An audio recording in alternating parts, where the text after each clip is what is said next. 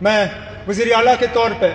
منوج سنہا صاحب کی اگر آپ دیکھیں تو ماتا کی کرپا سے پروموشن ہوا، میری اگر آپ مانیں تو تھوڑا سا ڈیموشن ہوا۔ میں ریاست کا وزیر اعلیٰ تھا، اب یوٹی کا وزیر اعلیٰ ہوں، لیکن مان کے چل رہا ہوں کہ اس کو درست ہونے میں اب زیادہ دیر نہیں لگے گا اور آپ ہی کے ہاتھوں جو ہے دوبارہ جموں کشمیر کو جو ہے ریاست کا درجہ حاصل ہوگا۔ وزیر اعظم صاحب، اس ریل کے خواب بہت لوگوں نے دیکھے، یہاں تک کہ کشمیر کو باقی ملک کے ساتھ جوڑنے کا خواب انگریزوں نے بھی دیکھا تھا، لیکن وہ پورا کر نہیں پائے۔ ان کا خواب تھا کہ اوڑی جہلم کے کنارے جو ہے وہ ریل لا کے کشمیر کو باقی ملک کے ساتھ جوڑیں، لیکن آج جو انگریز پورا نہیں کر پائے وہ آپ کے ہاتھوں پورا ہوا اور جموں کشمیر کی وادی کو باقی ملک کے ساتھ جوڑ دیا گیا۔ اس موقع پہ مجھ سے بہت بڑی بھول ہوگی اگر میں پورو پردھان منتری جناب اٹل بہاری واجپئی صاحب کا اس موقع پہ شکریہ نہ کروں، کیونکہ یہ پروجیکٹ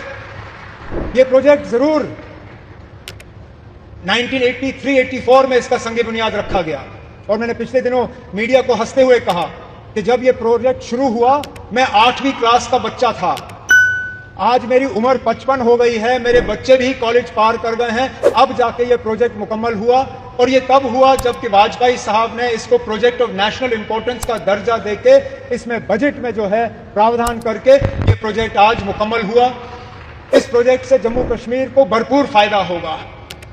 لوگوں کا آنا جانا رہے گا، ٹورزم سے اس کو فائدہ ہوگا، یہاں کے رہنے والوں کو فائدہ ہوگا۔ جیسے میں آپ کو ابھی کہہ رہا تھا،